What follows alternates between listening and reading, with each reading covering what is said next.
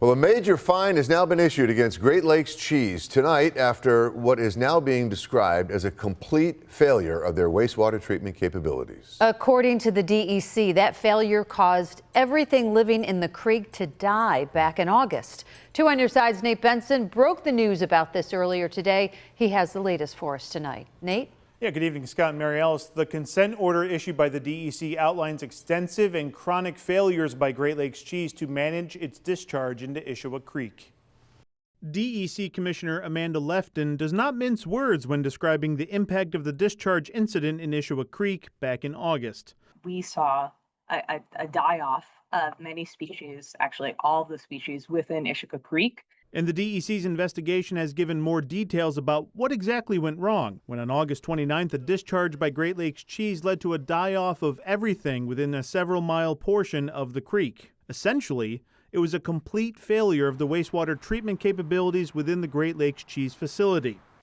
So I think we saw a couple of specific incidents that really got us to this point.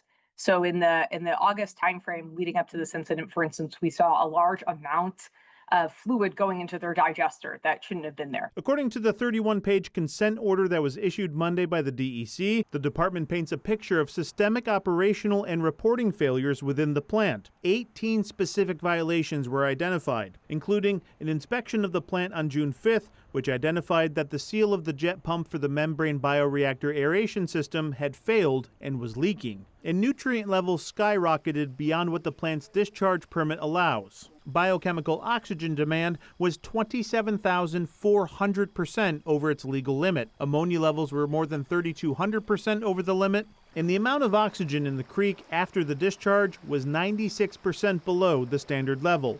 Essentially, oxygen had been stripped from the creek. So what's the penalty? Great Lakes Cheese has to pay a $475,000 fine and make significant upgrades to the facility. One of those upgrades being, We've now have them install things like catch basins so they could divert that fluid from going to the digester to make sure that there isn't any reoccurring issue. And while some might think that the monetary fine is not enough, it's not the only fine the company will face. The DEC will also be issuing a natural resource damage claim against Great Lakes Cheese. That penalty will try to quantify the cost to restore and replace all the wildlife that was killed in the creek. What we are requiring them to do is to actually do the monitoring for us to then understand how we can quantify what that loss is. How do you put, a price tag on just all that wildlife? What's the science behind that? So understanding how many different, what the species mortality was is sort of the first step. And that's why you sort of reference those aspects of the consent order that are helping us to understand what those are and helping to support that for us. The next step from there is then understanding how to put a price tag behind it. Great Lakes Cheese has a lengthy statement about the consent order. We have that posted right now on our website, but they did say in part that they apologize for everyone that it was affected by the incident. On your side, Nate Benson, Channel 2 News.